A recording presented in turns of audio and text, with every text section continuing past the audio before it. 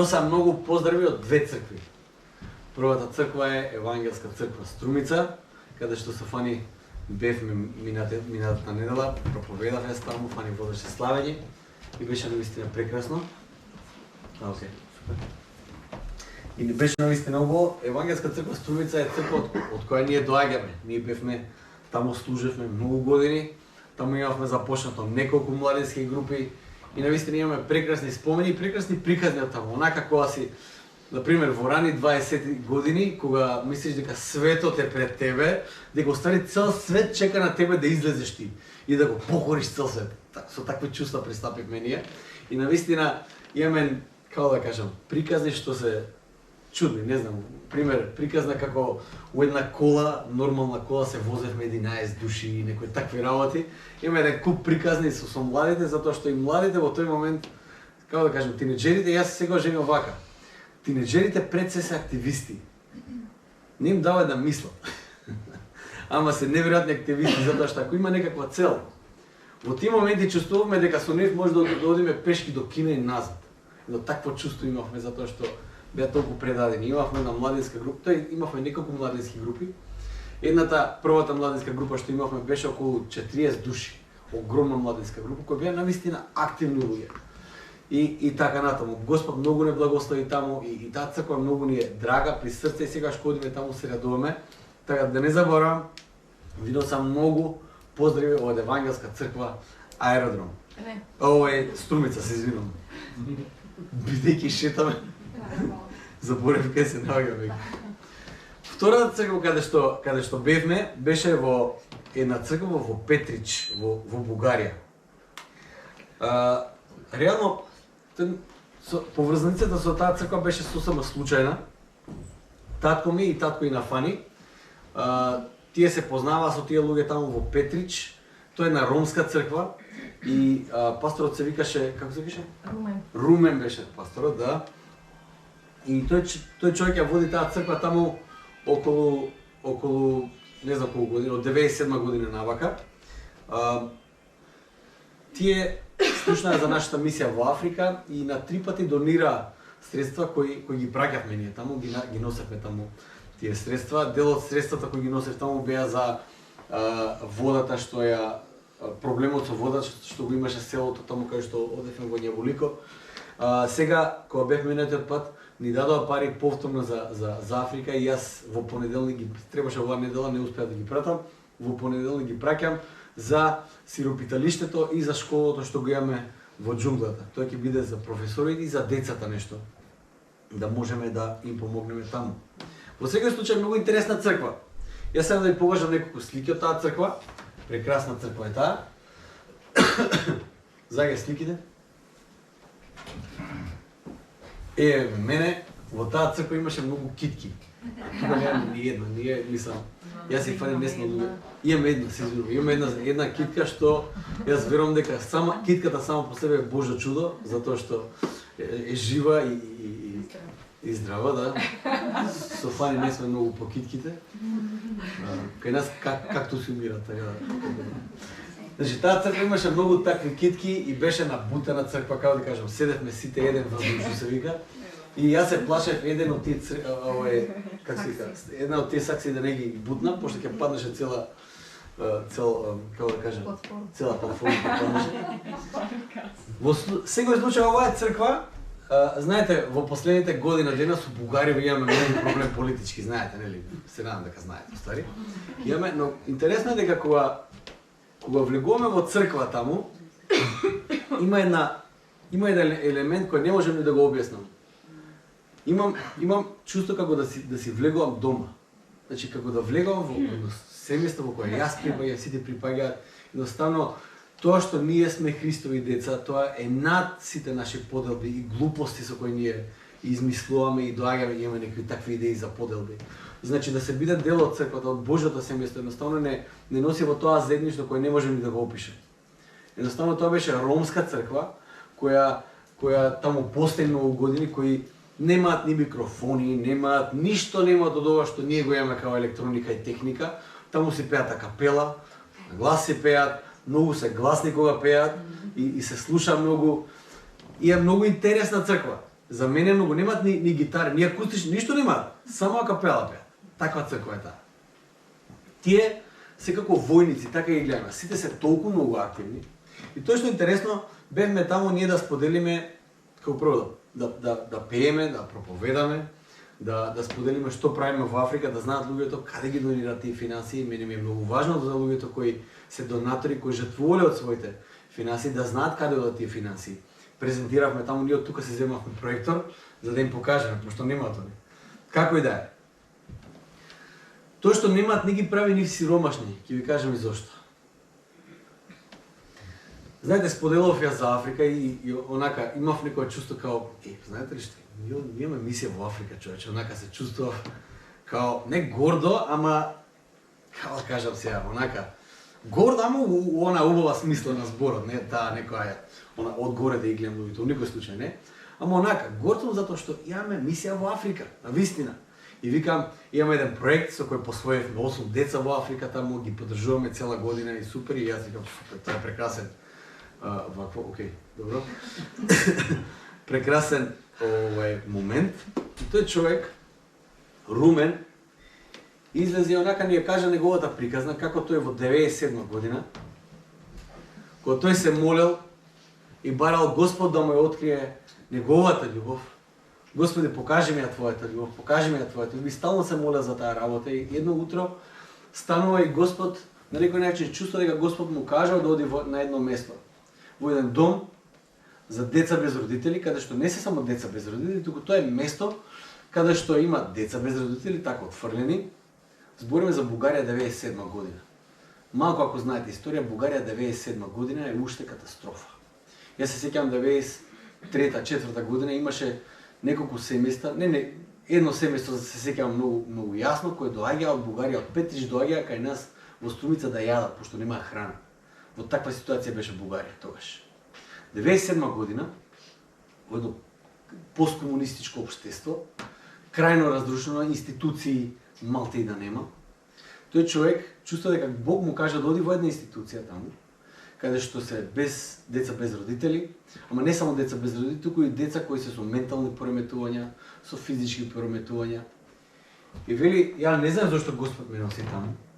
Вика, моментот кога ја отворив вратата имаше таква реја што не можев ни да влезам внатре. Тој вика, тоа беше една зграда без ѕидови, ништо немаше. Децава беа по земја легнати, и имаше деца кои беа во форма на бебиња кои беа по 25-6 години, од незгриженост, од неухранетост и така натаму. И вика, таму, значи, таму каде што лежа, таму и јадеа, и пија, и извршуваа све живо што треба да се извршува физиолошки, и беше едно такво место. И вели, овие таму што беа вработените ми кажа, добро, што правиш тука, мислам, што ти е финтата, што е работа? И вика, јас се прашував, не знам што правам тука. Едноставно, со секој чекор сакав да се вратам назад, да излезам. Но Господ ми викаше, продолжи понатаму. Оди види ги тие деца кои се таму. И на некој начин Бог му кажал вака, сакаше да видиш мојата љубов? Искаже ја мојата љубов, тука си потребен. И вели во тој момент сватив која е Божјата љубов. Не сме ние некои резервоари кои собираме, туку канализираме. Ја канализираме Божјата љубов. Сакаш да ја добиеш Божјата љубов, мораш да ја канализираш. Не си резервоар. И тој човек вели, во тој момент почнал една мисија, ја предизвикал црквата во тој момент. И почнале да помагаат. Отишле тамо да ги бањаат тие деца, да ги носат храна. Вели, редовно секој Божик наместо ние да купуваме некои наши поклони и така натаму, се што имаме, ние им даваме тамо на тие деца. Ги прашуваме што сакаат. Некои сакаат пиштол некаков, некои сакаат нешто. Вика им купуваме на тие деца. И вика, фала на Господ до сега во таа институција направивме ѕидови, веќе се по двајца во соба, имаат своји тоалети, имаат телевизори, ја направиле таа зграда да биде прекрасна за децата што живеат таму, да имаат достојни услови за живот. И директорот на таа установа му кажал вака. Му кажал да знаеш дека ти си татко на овие 400 и кусур деца. Во тој момент кога јас зборав за 8 деца кои ние ги посвоивме, и што е прекрасен проект, ништо не е за понижување, ништо не е за подценување. Тој човек, ромска црква, кој знаете, статусот на ромите обично во општеството не се нај. Во таа ромска црква ги посвоиле тие 400 и кусур деца ги гледаат, се грижат за нив и ги познава. И тие се родители на тие деца. Во една таква црква влегов. И јас ви кажав, они не се сиромашни. Не се сиромашни затоа што немаат звучници, гитари или не знам што, тие се многу богата црква. И кога се разделивме од таму, ти ни дадоа една убава донација за децата во Африка. Јас ќе можам да ја пратам таа донација. Една прекрасна црква и од таа црква ви носам многу поздрави. Мене беше огромна чест што можам да бидам таму, да ги запознам тие луѓе, да ме охрабрат, да ме освежат. Вистинско освежување беа за мене. И ме потсети дека навистина Исус е причината за се. Исус е причината за се. Зашто не постои друга причина да ги направиш тие чекори кои тие ги направи. Не постои. Не постои. Исус е поврзната точка за се. Не е доволно само да си симпатизер, да доаѓаш, да слушнеш нешто. Не е доволно затоа што тоа не е трансформирачки. Да бидеш симпатизер не преобразува ништо и никого.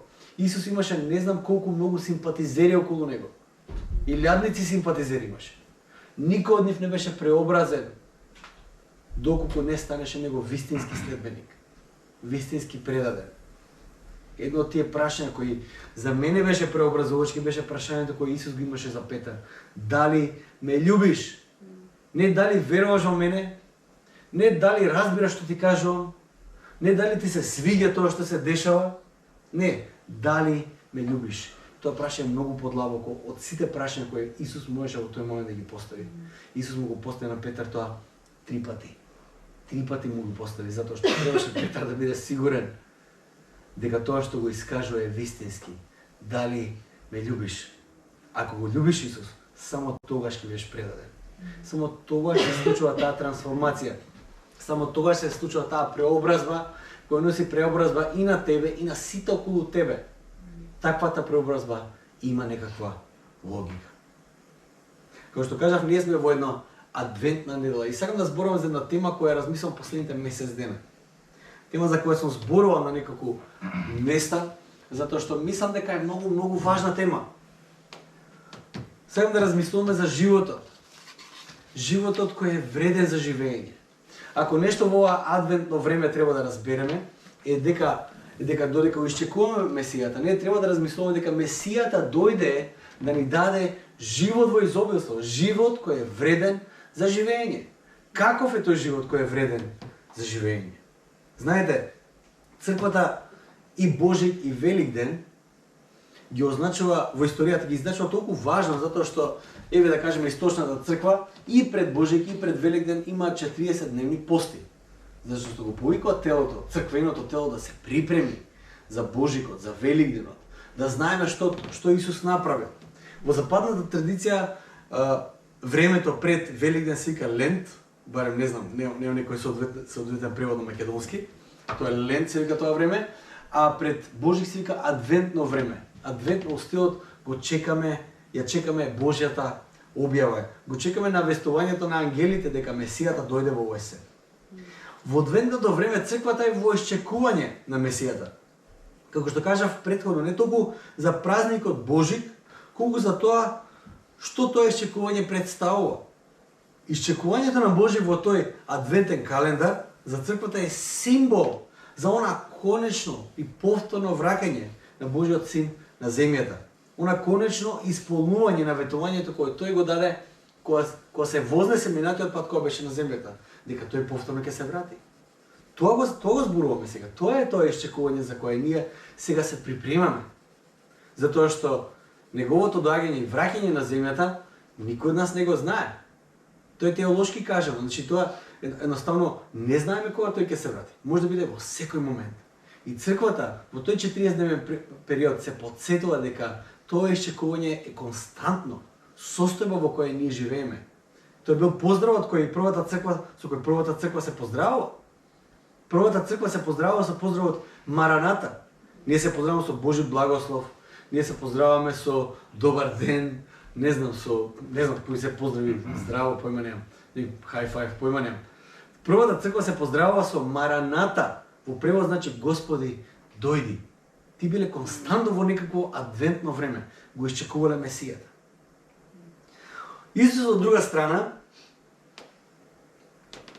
тој не повикал на едно изчекување во кој ние ќе бидеме пасивни во овој свет и ќе дозволиме животот да не биде целосно празен, затоа што овој свет е никаков, затоа што чекаме спасение, чекаме откупување. Тие што го искусиле Исус, нивното сведоштво е следно. Во Јован, 1 глава, 4 стих, кога апостол Јован го пишува тоа евангелие, кога е стар, кога размислува, јас често пати за тоа евангелие ќе кажам, таму нема случајности, нема непотребни детали. Секој детал кој е испишан е внимателно составен. Верувајте ми. Јован тоа го пишува на 90 годишна возраст. И тој се сеќава целиот свој живот, како Исус се сеќа на животот кој бил со Исус во тие 3 години, кој го следел ден и ноќ, и животот со Исус од кога тој се возрастал преку Светиот Дух, го чувствува тоа негово присуство, живее заедно со него. Јован кога пишува таму детали, нема ни еден случаен детал. Сите детали се важни. Кога Јован го опишува неговото искуство со Исус, тој ги каже вака: во него беше животот и животот им беше светлина на луѓето. Ако можам да се изразам онака нашки, ги кажам вака: Јован сака да каже, Исус пукаше од живот. Препон беше. Пукаше од живот. Тој не беше само во некаква чекална, тој не беше воздржан, тој не го отфрлаше животот, тој беше животот. И таквиот живот им беше светлина на луѓето. Оние кои беа околу него беа просветлени. Оние беа заживеани, им се врати надежта, им се врати желбата за живот. Беа исполнети со радост. Таков ефект имаше животот на Исус, препон со живот. Исус, како што каже за себе, тој е патот, вистината и животот. Животот кој го имаме е толку драгоцен. Толку драгоцен. Секој од нас има една посебна приказна од каде доаѓа. Некои од нас, например, имаат релативно обичен живот. Јас мислам дека мојот живот е релативно обичен живот. Онака, понекогаш дури досаден. Немам некоја историја што е вау, да ви ја раскажам. Нема нешто драматично што се случува. Некои од нас имаат возбудливо минато, ќе кажат од кај доше, што им се случувало во животот, едноставно возбудлив живот имаат. Некои од нас имаат болно минато, кои раскажуваат за својот живот кој го имаат во минатото, едноставно имаат понекогаш им предизвикува некаква болка. Сега тоа што мораме да го разбереме е дека животот што го имаме е еден живот. Една од тие последни пораки кои ги имав за Алфа групата што имавме, зборував токму на таа тема. Ние немаме тест живот. Немаме пробен живот. Знаете, кога купуваш кола, ќе одиш да ја извозиш малце таму лево десно, да видиш дали е добра колата, па да ја купиш. Со животот не е така. Немаш тест живот, немаш пробен живот, да видиш, чека да видим како ќе изгледа животот, да знам дали да живеам или не. Имаш живот, еден живот, тоа е тоа. Еден од нашите омилени филми што ги имаме со Фани се вика About Time. И се работи за тоа дека во тоа семејство, во тоа одредено семејство каде што се одвива таа приказна, машките во тоа семејство патуваат низ времето. Може да се вратат во историјата. И не во некоја историја која не знам во Римското царство, туку во својата историја може да се вратат назад. И тоа што е интересно, на самиот почеток таткото му кажува на синот: слушај, 21 година наполни, мора да ти ја кажам тајната на ова семејство, не може да патуваме во историјата. И вика се што треба да вика, ај синот вика како се патува. Вика тоа е лесната работа, устари како се патува. Одиш во темен нешто кабинет, ќе се затвориш во темна соба, рацете вака ќе направиш, ќе помислиш еден момент и оп, таму ќе се најдеш. И синот не му верува нормално на почеток и на крај испаѓа дека стварно патуваат во времето.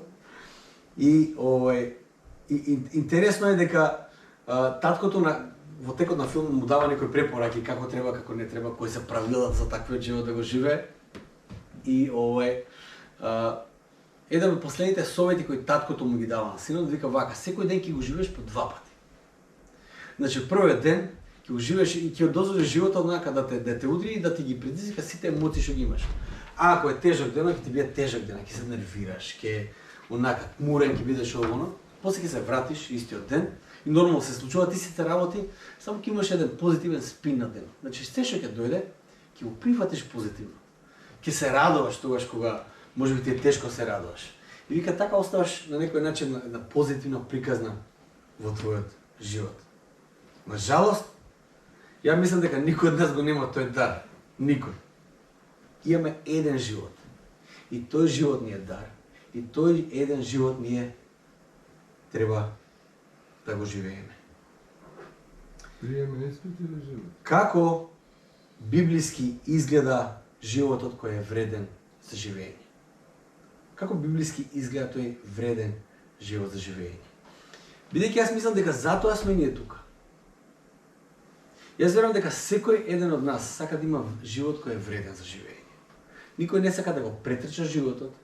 Никој не сака да онака помине лесно со животот. Сакаме да имаме живот кој е вреден за живење. Јас ќе прочитам сега еден текст од Римјаните 12 глава. Повторно тоа беше еден од советите кои ги остави за групата која беше на Алфа, затоа што верувам дека тоа е многу важен почеток да знаеме од каде почнува тоа, што Исус кажува за вредниот живот за живење. Ова е послание кое апостол Павле го пишува до Римјаните. И апостол Павле во тој момент кога го пишува тоа послание, теолозите велат вака: ако целата Библија снема, остане само посланието до Римјаните, ние ќе имаме над 90% од Библијата. Затоа што Павле е толку, како да кажам, толку е бистар во својот ум кога го пишува тоа послание, на вистина, едноставно е послание кое е толку комплексно, од друга страна е толку јасно, што е неверојатно како е напишано. Многу пати кога се правила екзегеза на некои од овие текстови, едноставно не е можно колку јасно тече мислата на Павле, колку е логична, колку е симетрична таа мисла која Павле ја има. Едноставно ремек дело е самото послание, а толку мал документ. Се работи за многу мал документ. Во Римјаните 12 глава Павле ќе каже вака: браќа, во името на Божјото милосрдие ве молам, слушайте го внимателно, подајте ги телата ваши во жртва жива, света и благоугодна на Бога, како ваша духовна богослужба. Не сообразувајте се со овој век или со овој свет, туку преобразете се со возобновување на вашиот ум, за да можете да испитувате и да сознаете што е волјата Божја, што е добро, благоугодно и совршено. Знаете, кога ќе видиме во Библијата жртва, зборот жртва, ние тој збор го имаме изрелативизирано. Например, јас се жртвувам за моите деца. Сваѓате? Со други зборови, јас се откажам од некои мои права, од некои мои удобности, за децата да имаат подобар живот. Тоа е за нас жртва. Во првиот век кога апостол Павле кажува жртва, тој мисли на жртва. Сваѓате ли? Фала на Господ што ние од денешно време не гледаме на секој ќош од некоја улица принесување на некоја кокошка или јагне за жртва, затоа што тоа бил секојдневен поглед во првиот век. Нормално е да се принесе жртва за своите гревови.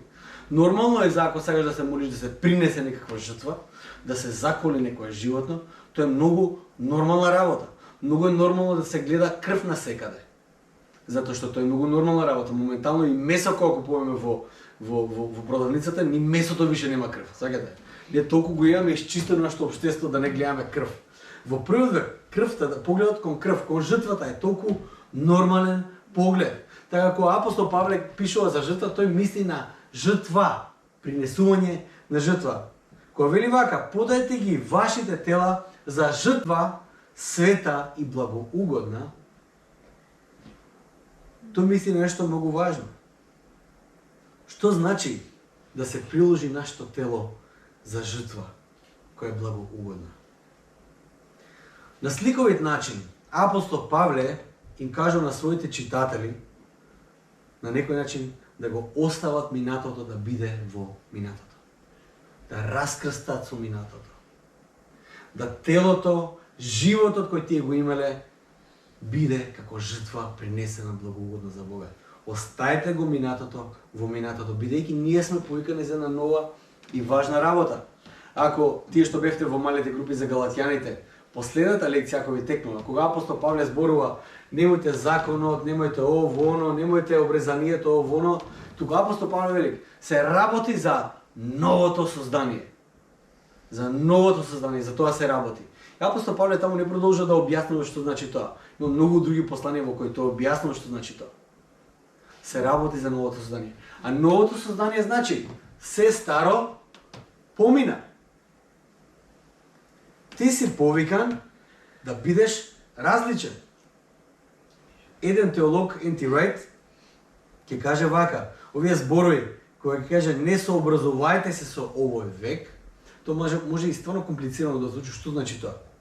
Н.Т. Райт ќе каже вака, не дозволувај светот да те вкалопи во својот калап. Светот не дозволува да бидеш различен. Еден од тие примери кои секогаш ги користаме, да кажеме, кога Nike продаваат патики. Ви текнува, ги продаваат тие патики, вика, значи кога купиш со тие патики ти си уникатен. Оствари нива да надеше дека милиони ќе поверуваат во таа порака и сите ги купат тие патики. Зашто од старт ти не си уникатен? Толку. Тоа е еден маркетинг само да бидеш ти уникатен. Тоа не сум против Nike, јас ги сакам Nike, имам Nike патики, се да не ме разберете погрешно. Поентава е дека светот не трпи да бидеш различен. Светот проповеда конформизам. Ти мораш да се вкалопиш во еден калап во кој ти ќе одговараш и толку. Кога зборувам за светот, не зборувам за светот кој ние сега го гледаме, не зборувам за светот така. Не зборувам за светот генерално, зборувам за таа теолошка дефиниција на светот, во кој светот е таа сила, е таа природа која му противречи на Бог.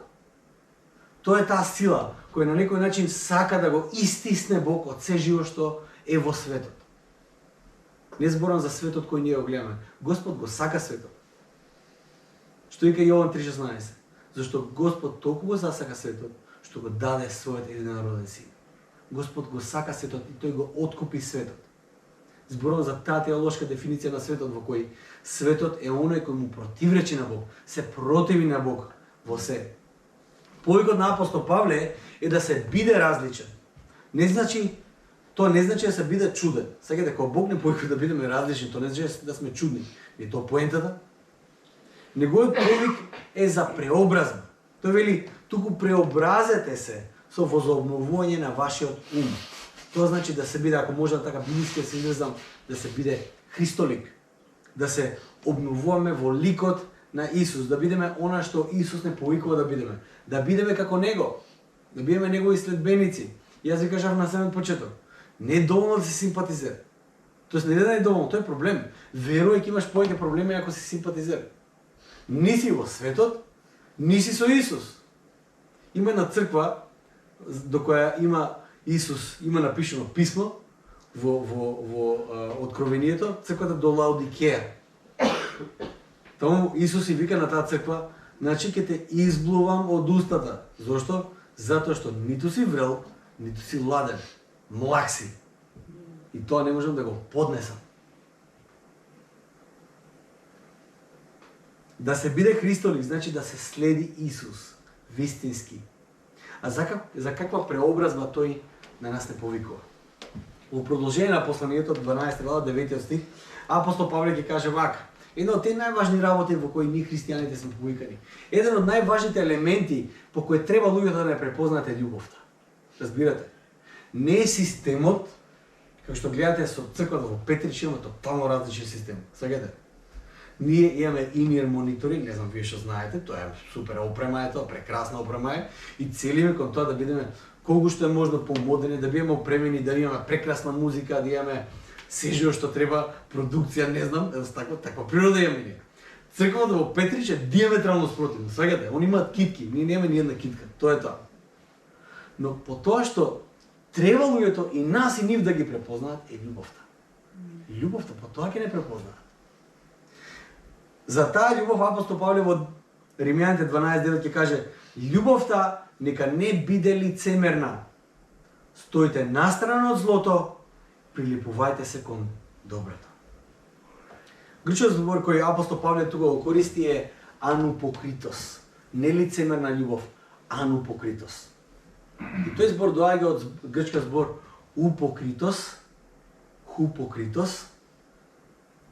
И тоа на некој начин коренот и на англискиот збор што е хипокрит, или ние што користиме истиот збор хипокрит, што значи тоа? Лицемер. А тоа е збор кој доаѓа од грчкиот амфитеатар, каде што глумците користеле упокрит, а тоа биле маските која менувале улогата. Знаете, во грчкиот амфитеатар имало еден глумец кој глуми повеќе ликови. И тој оп ќе стави една маска и сега е еден лик. После оп ќе стави друга маска, сега е друг лик. Тоа е упокритост. На некој начин апостол Павле вика: не ставајте маска. Љубовта ваша нека не биде лицемерна. Треба да биде нелицемерна, треба да биде искрена. Понекогаш да се стави маска изгледа како многу лесно решение. Посебно кога се влегува во една црквена заедница, знаете, тие што прв пат доаѓаат во црква имаат огромни очекувања од црквата.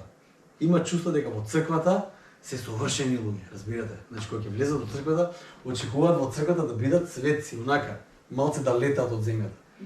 Сваѓате? И после некој време сваѓаш дека окей, значи не се светци, устари тука има и лоши луѓе, човече. Устари јас и од некој од тука сум подобар, устари. Таква е црквата. Црквата е, знаете, као, и мислам, една од тие работи кои гледав во тие reels, едно од тие видеа што ги гледав на Инстаграм, беше дека кога луѓе кажуваат не идам во црква затоа што таму устари не сите се добри, ако тоа е причина да не идеш во црква, тоа исто како да кажеш не идам во теретана затоа што таму има дебели луѓе. Поентава е, теретаната е место каде што човекот вежба, се тренира и така натаму, таму ќе има секакви луѓе. Такво место е црквата. Во црквата има место за апсолутно секој простор каде што човекот ќе расте во таа христоликост. Тоа сме повикани. Почетна точка на некој знаете како е? Почетна точка на некој е прилично окей личност. Надворешно. Внатрешно не зборам. Внатрешно сите сме хаос. Тоа не е никоја тајна, да ви кажам искрено. Ама ќе дојдете некои луѓе кои имаат такво минато што ти си кажеш, окей, како е можно човекот од една таква позиција да дојде до Господ? Како да кажеме, ако бевте на тој настанот на Ники Круз, каде што тој пасторот составува црква од неколку банди. Сеќате, по дефолт ти не можеш да бидеш црква, тоа е, мислам, си спотепа. Собира доброволен прилог со пиштол, мислам, тоа не го правим. Во секој случај, едноставно црквата е место каде што доаѓа таа преобразба. И јас мислам дека тоа е единственото место каде што доаѓа таква преобразба. Не постои друго место. Не се слушна друга приказна, друго сведоштво така. Во црквата понекогаш кога влегуваме од тој притисок, ние понекогаш ставаме маски и мислиме дека тоа е понекогаш лесно решение. Ставиш маска, никој не те гледа. Проблемот е што никој уствари тебе не те гледа, ја гледа цело време маската. Многу големо олеснување да знаеме дека Господ не сака такви какви што сме. Господ те сака таков како што си. Тој те повикува да дојдеш кај него таков како што си ти, автентичен, ти вистински. И кога тоа се случува, тогаш се случуваат вистинските поврзувања и се градат вистинските односи. Бог не повикува да дојдеме отворени, искрени, ранливи. Мислим понекогаш дека ќе ги воодушевиме луѓето со нашите силни страни, со нашите јаки страни.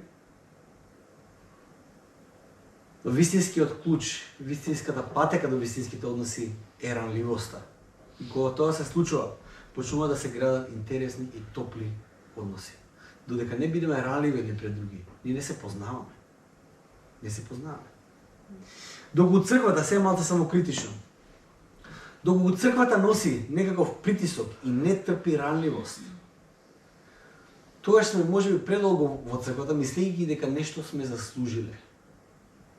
Моментот кога ќе погледнеш врз нечиј друг живот и ќе почувствуваш дека си подобар, како што јас, например, малце почувствував кога отидов во црквата во Петрич, дека ние имаме подобар систем, нели? Дека ние имаме мисија во Африка, и после кога тој човек со една кратка приказна, онака, како да се дише, ми го уништува цел систем. Моментот кога ќе помислиш дека си малце подобар од некој друг, или добиеш некој чувство на супериорност, дури и суптилно да биде. Знаете, тоа чувство на супериорност, тоа е суптилно чувство, тоа не се прелива. Човек не почнува да се надева, не некој толку нарцисоиден да доаѓа со мотив да се чувства супериорно. Има и такви луѓе. Но чувството на супериорност обично е некој суптилно чувство, кој не можеш лесно да го приметиш, не е кој ти го генерираш. Ако дојдеме до таков момент, кога тоа чувство на супериорност ни е уствари извор на мир во нашиот живот, тогаш нештата се надвор од она што Бог го замислил за црквата. Твојот мир не треба да се темели во тоа колку добар или балер, колку подобар си ти од некој друг, туку во довербата во Бог дека тој е неизмерно милостив и дека ќе ти го прости дури тоа чувство кое го имаш во тој момент. Ќе ти го прости. Во тој нашата доверба, во тој мојот мир. Таквото чувство открива дека ти во целост си го изгубил погледот од таму каде што треба погледот да биде. А тоа е Божјата добрина и милост и твојата скршеност и грешност. Таквиот поглед создава средина во која маските се задолжителни. Ако ние не трпиме ранливост тука, ако ова тука е некаков клуб на светци во кој сите треба да бидеме во најдобро светло цело време и не трпиме ранливост, тогаш маските тука се задолжителни. Зашто не дај Боже некој да разбере дека ти си се скршил, дека ти си паднал, толку отиде више. Имиджот ти е срушен и готово. Во таквиот контекст, ранливоста е слабост. И всушност вистинските односи речиси не постојат во таков контекст.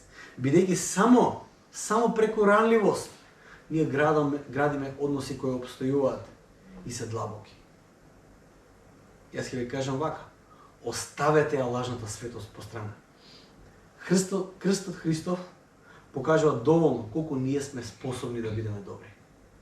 Крстот покажа многу добро колку е добра нашата добрина. Ако бевме доволно добри, немаше потреба од крст. Тоа покажува колку имаме потреба од Христос. А за каков живот дојде Исус? Исус дојде да ни даде живот во изобилство. Кога го нападнаа Исус дека уствари животот кој тој го нуди е никаков или дека ги бара некој аскетски живот од кој бега од животот, Исус вели вака: јас дојдов да донесам живот и тоа живот во изобилство. Изобилството на животот се темели на тоа да односот со Бог да биде во изобилство. Изобилство во односите и генерално животот кој изобилува со Божјиот мир и радост, која свети како едно силно светло од личноста. Живот во кој ти си спознаен целосно, онаков како што си. Пред неколку дена, ова сабајле беше, не беше пред неколку дена. Ова сабајле читав еден devotional за тоа како луѓето кои вистински на некој начин дозволуваат Христос да ги освои, да го освои нивото срце, чија сигурно зависи само од тоа што Господ мисли за нив, генерираат некоја светлина до која сакаш да бидеш. Едноставно оставаат силен впечаток врз тебе. Животот со Бог придонесува преуредување и на самите приоритети кои ние ги имаме. Понекогаш нашите приоритети во животот се искривени, знаете.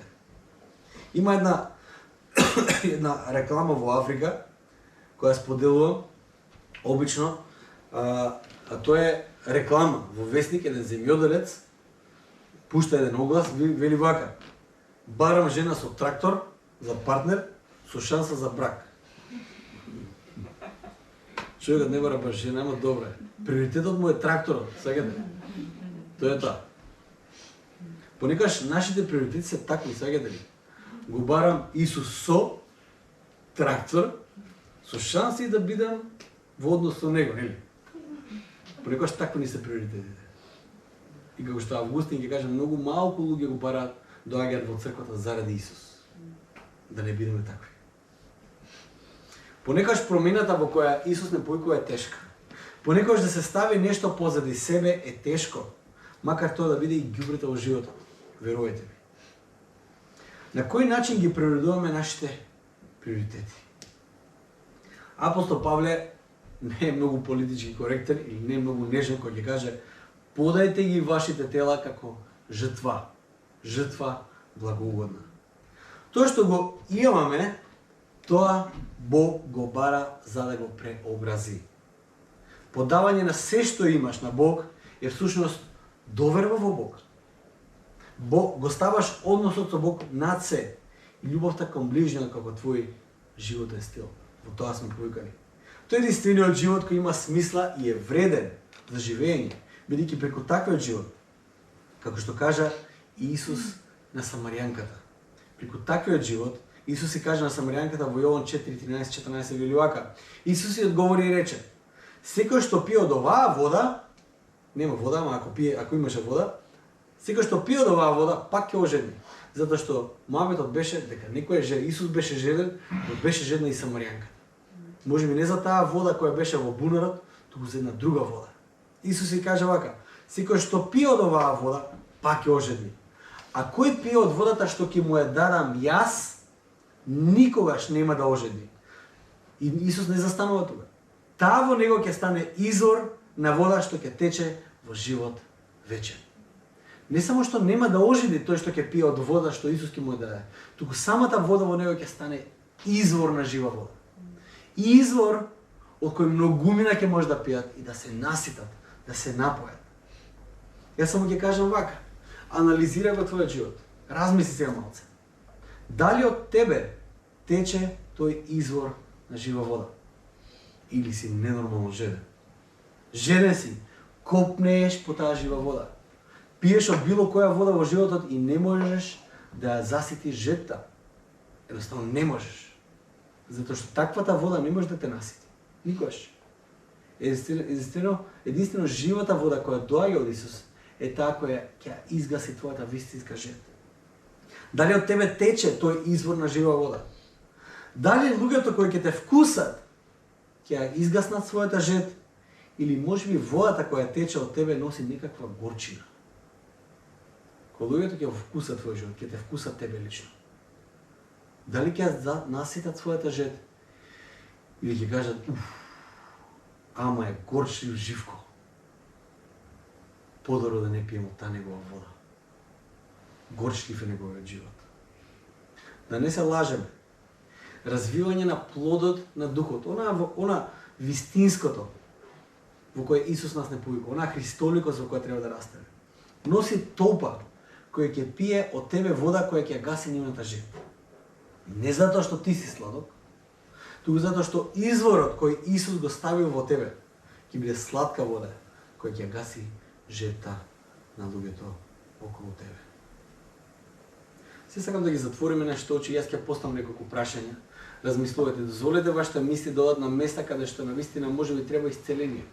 Треба можеби да се адресира некој дел од вашиот живот.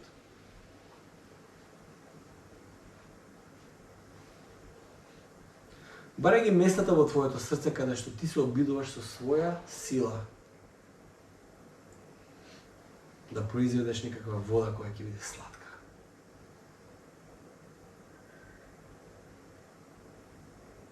Барај од Бог никогаш повеќе да не се обидуваш со своја сила. Туку дојди кај него и барај од водата која он да се напиеш и од тебе да потече живата вода која носи живот на сите околу тебе. Барај од Господ жива вода. Тој нема да ја штеди на тебе.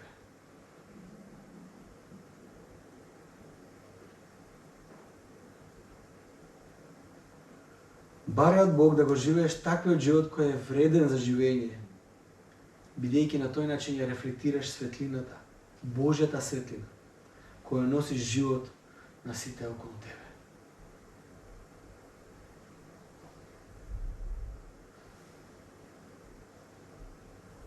Татко наш небесен, жедни сме за Твојот збор. Жедни сме за живата вода која навистина ќе може да ја изгаси нашата жед. Исусе Христе, ти не Самаријанката која беше во такви греови, во толку страшен живот живееше, Господи, ти не изе ја понуди таа жива вода. Тоа значи дека секој еден од нас, ако ти пристапи, Господи Боже мој, ти на секој еден од нас ја нудиш таа жива вода, која вистински може да ја задоволи таа жед која чувствуваме внатре во срцето, Господи. Татко мој, не се работи за зборовите кои ги кажеме, не се работи за тоа колку време сме во црква, не се работи за тоа колку сме прочитале во животот, туку се работи за Тебе, Исусе Христе. Само Ти Ти, кој Господи Боже мој, си над секоја религија која не може да замислиме, ти си над секоја поделба, над секоја класификација, Боже мој, ти си Бог, кој не може да го ставиме во некакви оквири, Господи. Туку може да те прифатиме онаков како што си, онаков како што ти се објавуваш, а Господи, ти си тој кој се објавуваш, кој си исполнет со милост и со благодат, и кој искажуваш милост на илјадници поколенија, Господи. И кој повикуваш секој едно од нас да пристапи да се напие од Твојата жива вода и да стане извор на таа жива вода која ќе потече од нас, Господи. Татко мој, направи не да бидеме место каде што многу луѓе ќе дојдат, ќе се напијат од тој извор на жива вода и ќе се наситат, Господи. Те молам, Господи, не дозволувај од нас да потече таа горчина. Не дозволувај, Господи, прости не за тоа. Дојди, Боже мој, со Твојата жива вода. Затоа што сакаме да бидеме она што Ти не повикуваш да бидеме, Господи. Да бидеме Твои синови и ќерки. Да бидеме светлината на светот, да бидеме солта на земјата, да бидеме тие извори на живата вода од кој ќе тече освежување и исцелување на овој свет. Биди со нас, Господи, се препуштаме целосно во Твоите раце. Сакаме да го живееме овој живот кој е вреден за живење. Амен. Amen. Амен.